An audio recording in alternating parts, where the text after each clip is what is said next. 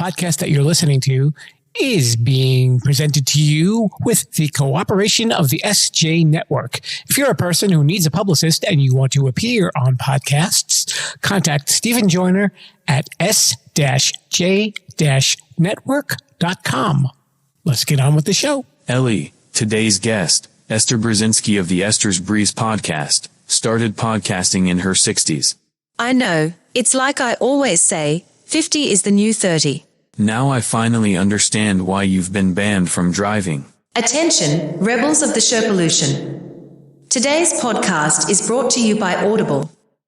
We would like to give you a free audiobook download and 30-day free trial simply by heading to www.audibletrial.com/Sherpa. There are over 180,000 titles of audiobooks and podcasts, including this one, to choose from for your iPhone, Android, Kindle, or MP3 player.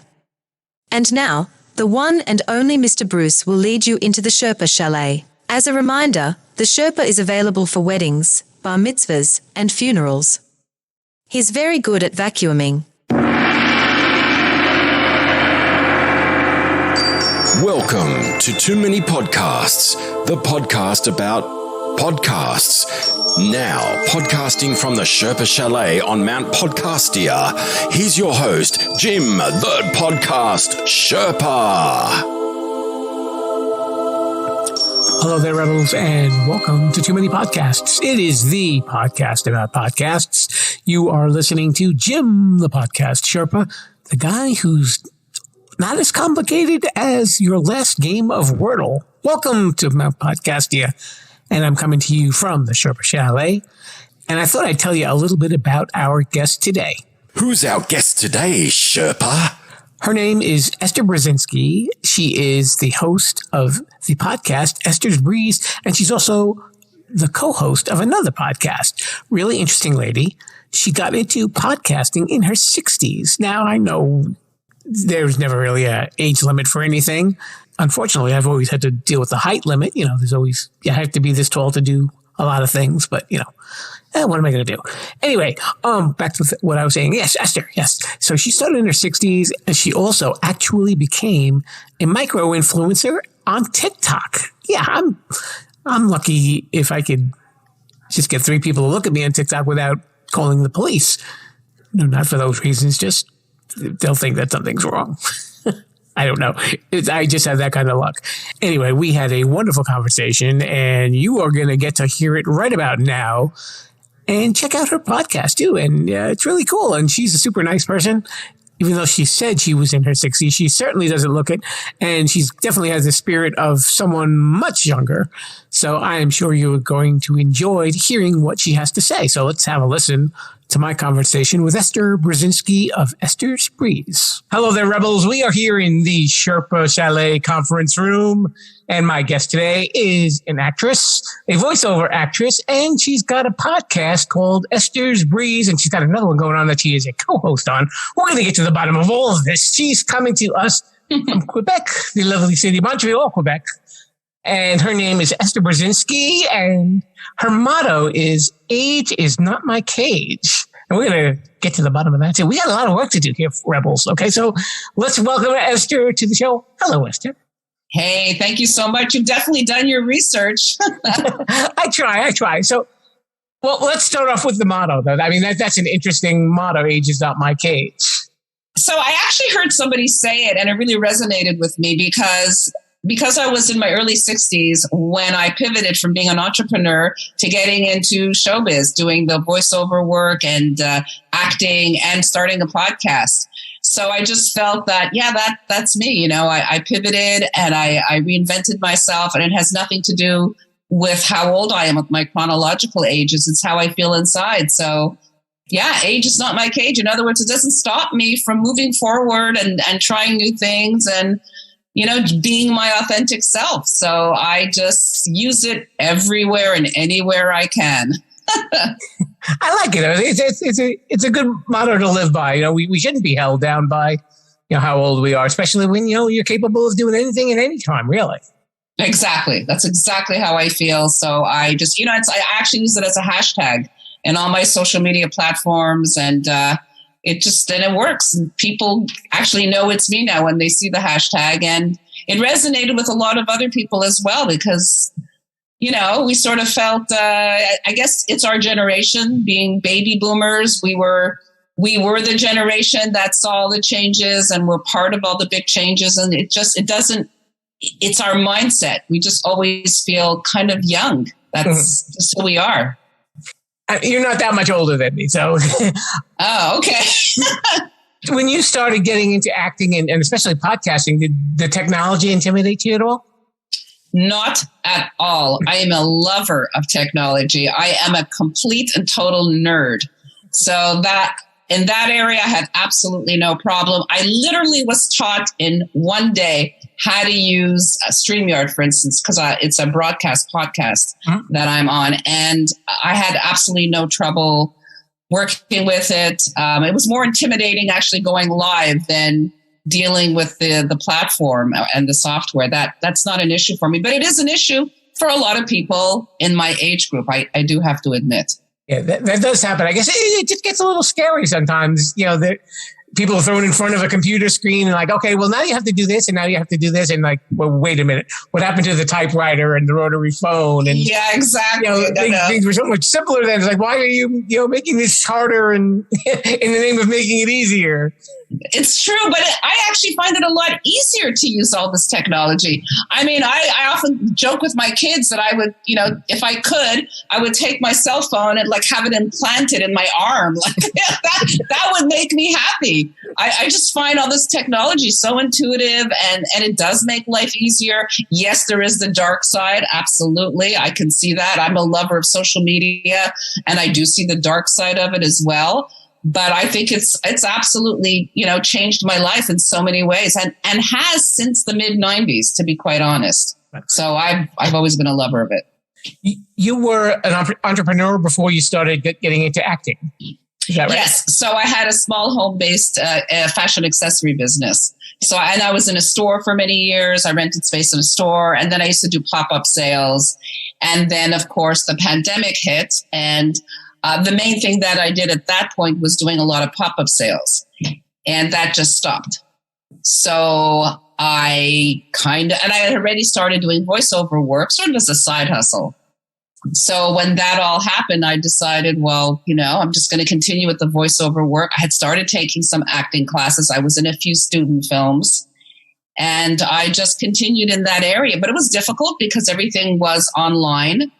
So, but voiceover work, that is absolutely no problem. I have my own little home studio and there's all these pay to play websites. So you just go, you audition and they hire you and you do it from the comfort of your own home and you upload it and you send it to the client. So that actually kind of worked. And for acting, I was submitting myself and, doing auditions online, self-tapes and doing Zoom auditions. And at that point, once I actually started getting work, everything had started to open up a bit. So we were able to go on set. And so I was able to experience that as well. And podcasting just sort of came out of acting. I met people in the acting world who were also podcasters. And listen, everybody and their mother became a podcaster in the last year, right? That is true. Yeah. So, one of my friends says, hey, you should do podcasts. And I went, I don't know. Well, yes, this is what we're going to do. And basically gave me 24 hours to get it all figured out. And he went and announced it on Facebook. I had no choice. And that's how it happened. And he taught me everything. He was my mentor. His name is Robert D'Alessio. He's actually my co-host on Noon Hour Out of the Box. And that was it. The rest is history. And I just went on and I was terrified and I just did it scared. That was another motto I had. The early part of last year was like, I'm just doing everything scared, but I'm doing it. That's the bottom line. Nothing wrong with that. So is Out of the Box different from Esther's Breeze as far as like podcasts are concerned, or is it the same type of show? So Esther's Breeze, I did a first season from February to June, and that was mostly 45 minutes to an hour long of interviewing creatives, actors, directors, producers, authors, comedians. I even had a psychic on. And Noon Hour Out of the Box is really a 15-minute, though now it goes more to 20 and 25 minutes, sort of little afternoon interlude where my friend and I just talk about different subjects. And we just started to bring on a little bit of guests as well. Sometimes we talk about this Wednesday, we're talking about toxic relationships. So we'll talk about different subjects, chronic illnesses, or just how we feel about things. It's more of a dialogue with each other more than anything else. So it is different. Yes, the two podcasts are very different from one another. Okay. When you were younger, did you ever think about becoming an actress, or this just kind of happened when, things changed with your business? I always wanted to be an actress. I was very discouraged by my parents. So I actually did take some classes in my early 20s.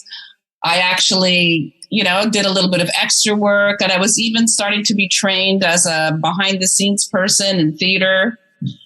And at that time, I was already married, and my ex-husband basically said, "Oh no, this life, this is ridiculous. So, you have to make a choice because, picking you up at 2 a.m, 3 a.m, it became too, difficult. So I chose to give it up and just continue working. And, then I had children, etc. And with my parents, it was the same thing. I wanted to go into acting, and I ended up getting a degree in psychology. So, I was basically told that, that's not something you should go into. So unfortunately, I did listen. And many years later, I did, go back and sort of live out sort of my childhood dream, so to speak. And I'm still doing it. I'm still a baby when it comes to this particular area. But I guess it's always fun to kind of you really kind of looking at it from a different perspective as well, too. I'm sure there's probably an ambition, but it's probably a different kind of ambition from when you were younger. Yeah, it is. I don't think I fully understood it when I was younger. I didn't realize everything that was involved. It was more, I think I was attracted more to the glamour side of things. And I also believe that I was always acting throughout my life as well. I think it was always part of who I was. I was always the clown in my class. I was the one who would get into trouble because I had the big mouth, and I would just, I like to have fun and could imitate all my friends. And I was basically the clown. So I always kind of had it in me to perform. I used to perform for my mother's friends, for my brother's friends. So it is a part of who I am. But, again, you get discouraged, and, you're sort of encouraged to take the usual path. And then you get to a point in your life that you just want to, really be you and be your authentic self. So that's what I did. And it's still there. The wackiness is still there. So thank God for that. Did you have any sort of a dream role that you'd wanted to play? I always kind of wanted to be the female Woody Allen, I guess, the kind of just, the uber neurotic, always depressed, see my therapist 5 times a week type of role. But, kind of related to it, not because of that was my actual life, but I kind of understood all the neurosis and the humor in all of it. So, that's kind of what I could see myself doing. Definitely being, kind of a, neurotic middle-aged Jewish woman. But you don't have the Woody impression down yet, even though I know you like New York accents. Yeah, I don't. No, I don't. Not really. But no, we were doing accents before we came on air. That's right. The Long Island. And I was talking about when I was in Brooklyn as a child, and we watched Batman. Yeah. So that was, those are cool accents. I do.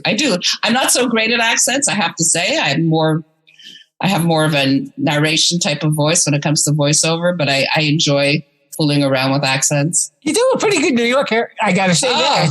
Oh, thank you. Thank you. You did it off the cuff, too. It wasn't even like you had to think about it. I did. You're right. You're right. I guess I should have belonged in New York. I don't know. Maybe I should go visit for a while. I don't. I'd go back to Brooklyn, go back and watch Batman, you know. And now I've aged myself. I was 9 years old and Batman was king. So on TV, was it Adam West? Was he the lead role? Yeah, it was Adam West. Yeah, Adam West and Burt Ward. Right. Okay. There you go. Yeah. It was a good show. Is Adam West still alive? I don't think so. No, he just passed away. No, I think within the last couple of years he passed away. Yeah. Okay. Yeah.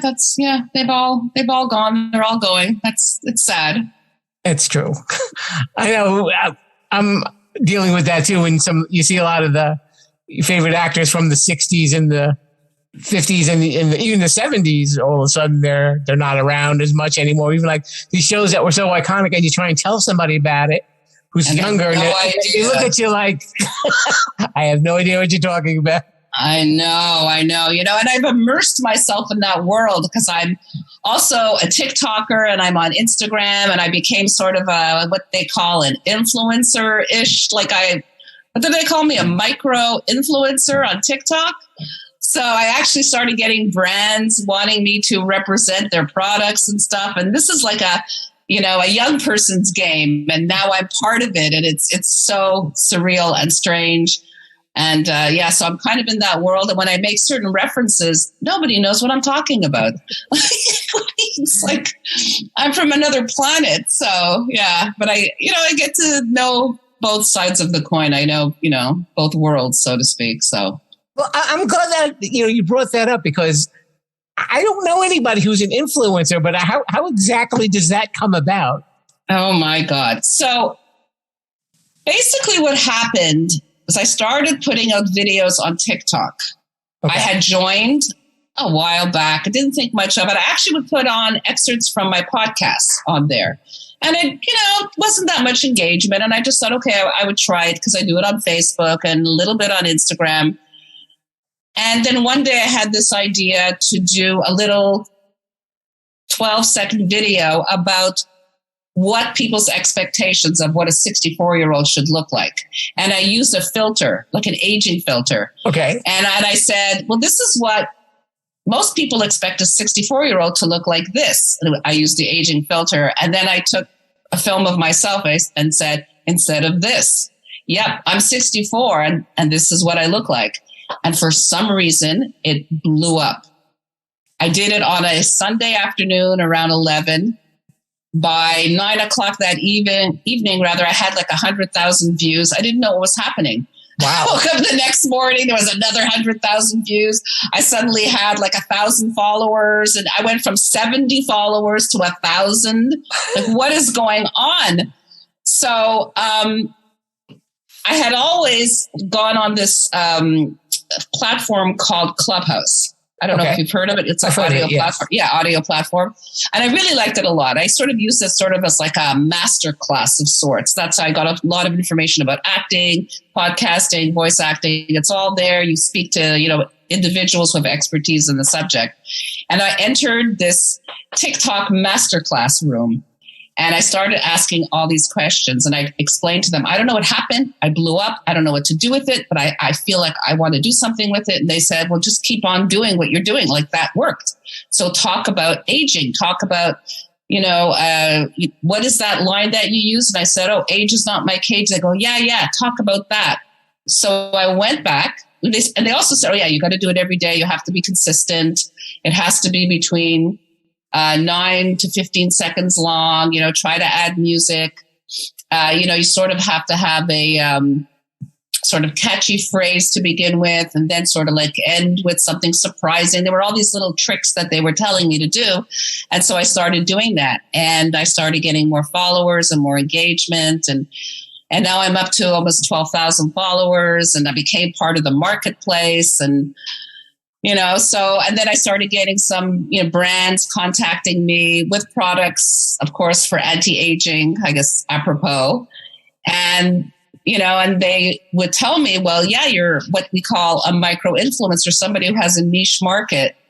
And you talk about something very specific, and you have a lot of people who are engaged. And I answer every response. When I put out a video and people respond, I answer every single one of them. That's important to me. And so that kind of evolved into, doing that as well. And that's when I was told that, it's a content creator. Some people have a negative connotation of what influencers are, but, there's also a lot of good you can do with that. And I find myself, it's not just about some brands approaching me. It's more the comments that I get, a lot of lonely people out there, a lot of people who feel invisible, once they're over 50, over 60, life is different and difficult. And they feel, they're looking for somebody that they can, sort of appeal to and look up to and talk to and who understands them and has a voice. And so that's what's evolved from that. So that was started in August. And so it grew quite quickly. And I'm having a ton of fun with it. To your point that you just said, that a lot of people sometimes have a negative view of influencers. Now, I think maybe the difference between you and maybe some of the others is that you come across as very authentic. You're talking about something that people can relate to. You're not a person who lives in a bubble and they have this perfect life. And I think that's what very often some of those influencers end up looking like. And I don't know if they realize it or they don't realize it, or maybe they convince themselves that this has been my life all along, so maybe that's what's keeping you out of that zone. It's because they don't come across authentic, or after all that, the initial, glorified appeal of the influencer, after people came to realize that they're heavily filtered or their lives were not what it appeared to be on camera. I think that's what started that sort of, negative view of what an influencer is. Mm-hmm. But the difference between TikTok and, let's say, Instagram is that Instagram, everything does look really pretty and perfect. And on TikTok, people are very real. People, before I went on, I thought it was just a bunch of Generation Zs and millennials dancing. It's not like that at all. There is a lot going on there. And there's a lot of people who are really real and authentic, and they talk about themselves and they reveal a lot. And it was very surprising to me to learn all that, because I also had, a negative view of what an influencer is, and also a negative view of even TikTok, thinking that it was just, an app for children, but it's not like that at all. So live and learn. Yeah, I'd like to see more of that, because a lot of the TikTok stuff I see, they're practical jokes, people dancing, and it always seems to be the same song for some weird reason. and of course, the obligatory TNA videos where click on this button and Right. They're not actually allowed to do that. They're pretty strict about all that on TikTok. I'm surprised that some people get away with it, because they'll ban you.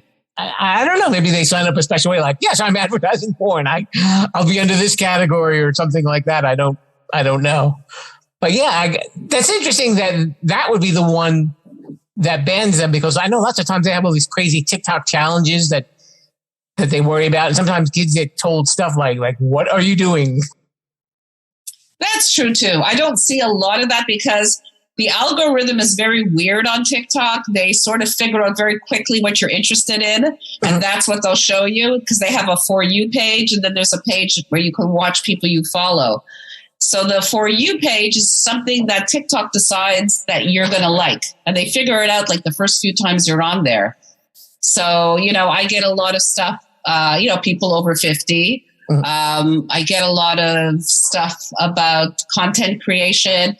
And now I get a lot of stuff about babies, because my daughter's pregnant. So I guess I started looking at all this baby stuff. And next thing you know, it's on my For Your page. So it's like, oh my God, how did they know? And then of course, because I went once or twice to look at that, and right away, the algorithm figured out, oh, Esther likes baby stuff. Let's show her that. Well, now that you're explaining this, Esther, I'm thinking maybe I'm in real trouble. Yeah. So what's on your For Your page? That's what I want to know. Yeah. They figure it out very quickly. Yeah. I'll have to change my name really quick. Yeah. Oh my God. Listen, a lot of people are on there who don't post. They don't do anything. They just literally just view things. Mm-hmm. So there's all these, members who their names are like, 52678 AD, that's, there's a lot like that on TikTok as well. So, yeah. Well, let's talk a little bit about your podcast. We don't have to dwell on TikTok too much, but that's fantastic though that you do have that kind of fortune that that you can bring that to an audience that you didn't expect. Yes, absolutely, and that there is that audience there to begin with. So that's right, and they're sort of almost forgotten that they're on that platform a lot, and they're totally forgotten. So, and originally I did go on because of the podcast, because I did want to put the word out. There was just another venue, to promote it, I guess, and it just turned into something else. So yeah, and the podcasting is, I never would have thought that it would be something that I would be able to do, that I would enjoy doing. And it ended up being something that just suits me. Mm-hmm. And I don't know where that comes from. So and also you have to be somebody who's very inquisitive about people. Yes, I definitely agree with that. When you first started doing your podcast, were you like hypercritical about everything that you were doing? Like the first couple of episodes, and you're like, "Ooh, I sound like that." Extremely. I hated a lot of things. It was very difficult, and because it's visual, it was difficult to watch myself. I mean, next thing you know, I'm buying new makeup, and I'm doing, I got a ring light, and I got all this stuff because things I hadn't even anticipated. Like, I'm not someone who likes to wear much makeup, but because I was now on camera, I was like, oh my God, I have to hide this and do this. And, I picked up a lot of things that I was doing, and it helped me even in acting, interestingly enough, because I'm on camera. I realized, for instance, that I would move my head a lot. I didn't know I did that, or that I use my hands a lot. I'm not even Italian. And I talk with my hands, see? So there were things that I had to tone down a lot. And, also how to even ask questions, how to interact, when to pause, when to let the other person speak. You learn, and you also have to be sensitive to the person you're interviewing, try to, I guess before they come on, sometimes I ask them, is there anything you don't want me to talk about? What do you prefer we talk about? Things like that. And to pick up on the nuances that, that they're not comfortable speaking about that. So you better change to another subject. But yes, I was highly critical of myself. Absolutely. I can't even watch the first few episodes. It's like, cringeworthy. I guess you really have to kind of find that happy medium when you're on camera regularly like that, because you don't want to be too stiff either or overly animated. So you don't want to go from one extreme to the other. Yes, exactly. So I always watch it right after, immediately, even though I don't want to. I'll watch it right after. And I sort of study not only the way I'm saying things or what I'm saying, but because it's on camera, yes, the way, with the body movements and, the bobbing of the head, which now I've sort of toned down, thank God. So yeah, that's live and learn. You learn how to do all that, but it's definitely an art. And I don't think that everyone can have a podcast. I know that everybody is trying to have a podcast, but it's not for everyone. You have to, be a conversationalist. But like I said earlier, I think the key, if you're doing an interview type podcast, is to really have interest in other people. Also, not only just having a podcast, but making it last. Because sometimes people can come right out of the box and they're a bundle of energy. And then after a while, it just kind of all goes away. And like you said, there's nothing there. There's no interest in the guests. There's no interest in their audience. There's no concern for their audience. When those things start going away, I think it's that time you unplug the mic and you just say, okay, I'm done. And you also have to have guests that people will be interested in. That's right. Another thing. Whether it's sort of a local hero or just somebody who's doing something really interesting, mm-hmm. or somebody who's very well known. You have to kind of know your audience. You sort of have to feel that out as well. And, but you can listen, there's analytics, there's things out there that'll allow you to know what works and what doesn't work. And you can tell on your own as well, I believe. Yeah. I like asking other podcasters, do you have a favorite guest or a favorite episode? So my favorite episode on Esther's Breeze was when I interviewed Eddie Brill. Eddie Brill is a comedian. He was the opening act for the David Letterman show. Okay. And he was the warm-up guy. And he was the guy who also hired the comedians that would come on. And he's a great comedian on his own. And he was an absolute blast. He had incredible stories, meeting Paul McCartney, Robert De Niro. I mean, they were hilarious. So he was amazing. And I had a lot of viewership for that particular show. Yeah, I actually really like having comedians on. They can definitely bring something, especially as a guest. Very often, they've got the built-in talking points, I guess. So because they've traveled around and that they have to talk about different things in their act. That's their livelihood. Yeah, especially the good ones. Oh yeah, and this guy, he could talk, but he was so entertaining and so engaging, and the feedback that I got was incredible. So he's probably my all-time favorites, Eddie Brill.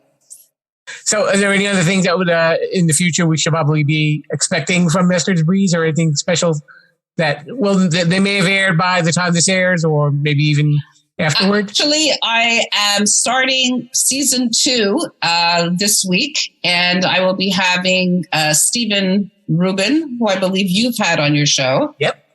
Yeah, so that will be my first episode since really June, so it'll be like 6 months. Whereas my other podcast I've done continuously. Okay.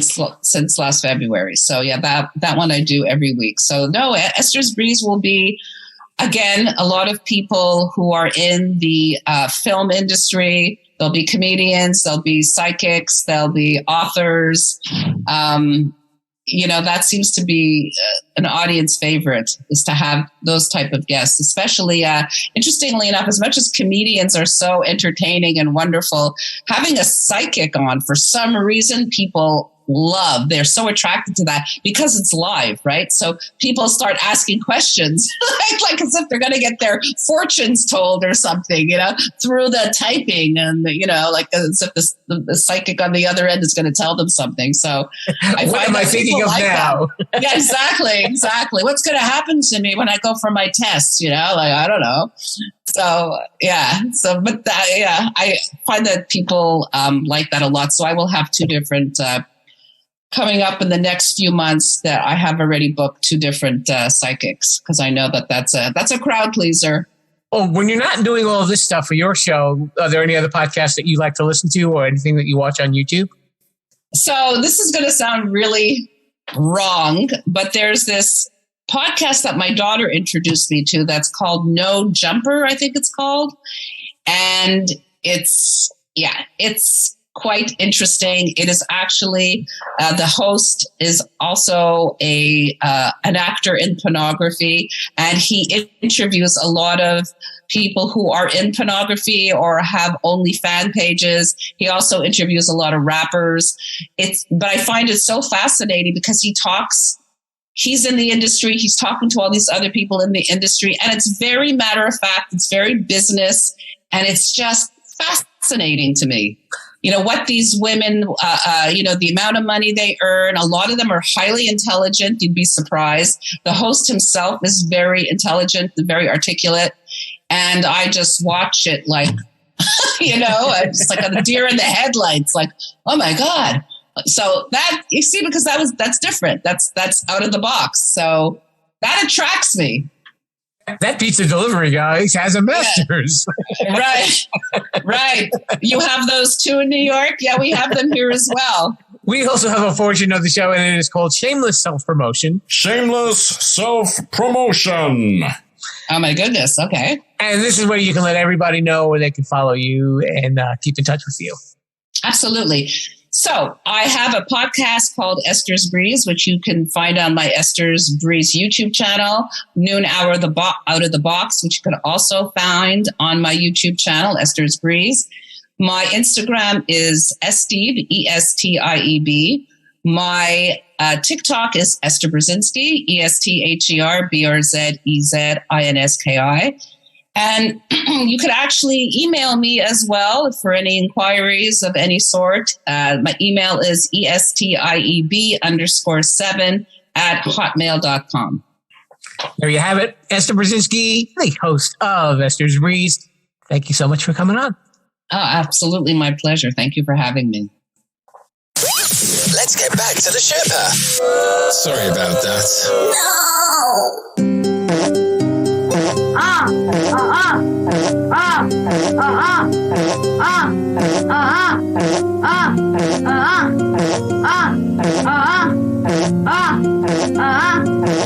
Okay, Rebels, that sound means it's time for only one thing. It's our brand new segment called Sherpa Samples. And this week, I've actually got a bunch of shows to cover because they're created by the same family.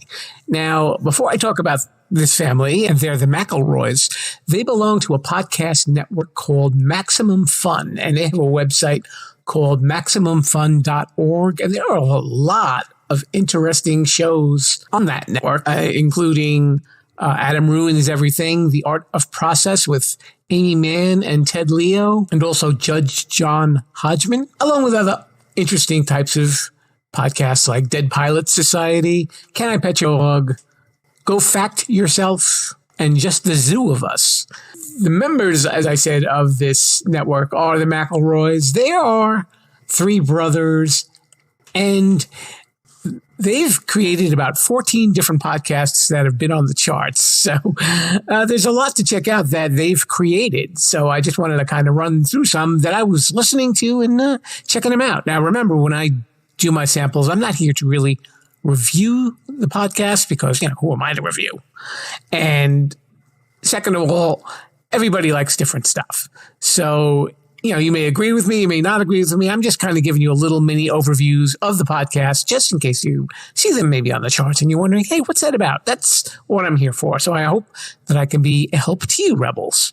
So I think the most popular podcast that the McElroys have, and we start with the brothers, Justin, Travis, and Griffin, and it's called My Brother, and Me. And it's a quote-unquote advice show. They take questions from listeners and give advice. They're not professional advice providers. It's very unusual and very quirky, but it's fun. And you can tell that they're really having a good time as well. So that makes it enjoyable for the listener. And I know that it's a very popular podcast. They also have the Adventure Zone that they do with their dad, which is a fiction fantasy podcast where the brothers actually create a character for themselves. It's almost kind of like listening to a Dungeons and Dragons type thing with role playing. It's sort of along that line, but a little bit different. And they've also done the McElroy brothers will be in Trolls World Tour, and that was about them being in the movie. So that was like a mini podcast that they did that's 8 episodes long. I didn't listen to that one. This is right off of their website, by the way, called themcElroyfamily.com. Sawbones is hosted by Justin and his wife, Dr. Sydney McElroy. And Sawbones is what they call a marital tour of misguided medicine. And I got to listen to that, and it's really interesting. They take a lot of unusual things in the world of health and have a discussion about it. Again, all these shows are going to be a little quirky, but they want to make it entertaining for you, the listener. So definitely props to them for doing that. I enjoyed Sawbones and the episodes that I listened to. So Schmanners is a podcast about etiquette, and it's with Travis and Teresa McElroy. I really enjoyed this one. This was really a neat one. Another one featuring Rachel and Griffin McElroy is called Wonderful, and they talk about the things that they like, and it's all sorts of different things each and every week. And there's another podcast called The Besties, where they talk about their favorite video games, where that's Griffin, Justin, and their friends Chris Plant and Russ Frushstick. Still Buffering is with the ladies, with Sydney McElroy and her sisters, Taylor and Riley Smurl. And they talk about a lot of pop culture stuff and the things that shaped them. And that was a really interesting one, too. That one's a little easier on the language than some of the other ones. The next one with Justin McElroy and the creator of Serialously, Dan Goubert is called The Empty Bowl. Now, I had mentioned this podcast some time back, not realizing that this was a McElroy creation. And I guess that it does fit because it is definitely very quirky. It's ruminations on cereal set to meditative music. Yep, you heard that right, Rebels. It's probably one of the most unusual podcasts that I've ever listened to. But hey, I guess it fits into their wheelhouse and I can't criticize them for that. So rock on, Justin. That's all I can say. And there's also Neat with Taylor and Tommy Smurl, which is about the history of alcohol. There's Till Death Do Us Blart, which is an annual review of Paul Blart Mall Cop 2 from the guys from My Brother and Me and The Worst Idea of All Time. There's also Bake On with Teresa and Travis, and they discuss the 2020 season of the Great British Bake Off. Run, a Doctor Who fan cast with Travis McElroy and Tybee Dishkin. They talk about Doctor Who, of course. And finally, there's Positivitini, which is messages of hope, support, and inspiration in 10 minutes or less. So what do I think? I think if you definitely like quirky humor, you're going to like these podcasts. These folks, as I said, really want to be entertaining and they want to be informative as well. And hey, that's right up the Sherpa's aisle. So I definitely give them a lot of credit for that. Some of them, the language might be a little strong. So if you don't like hearing a lot of cursing or you don't want to play the podcast around your kids, you might want to skip over that or listen with headphones. That's my usual advice to stuff with cursing. Everybody's got a different view on it. But thank you, McElroys, for bringing so much to Podcastia, and there's definitely a great variety for you to listen to. I'm sure if there's one of their podcasts that you might not like, there may be another that you will enjoy very thoroughly. There you have it, and that's this week's Sherpa Samples.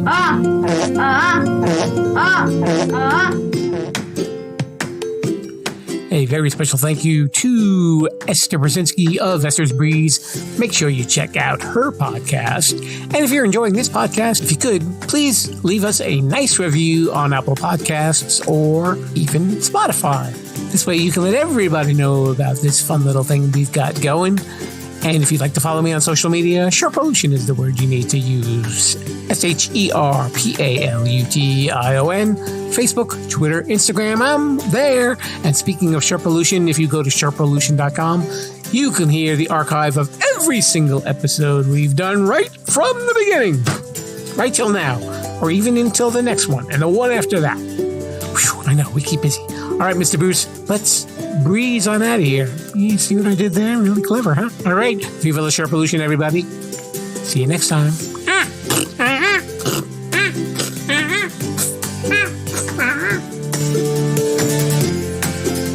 Thanks for listening to Too Many Podcasts. Please disperse. You can go home now. I said you can go home now. Viva la Sherpalution. Viva la Sherpalution. Yo, come back now, you hear?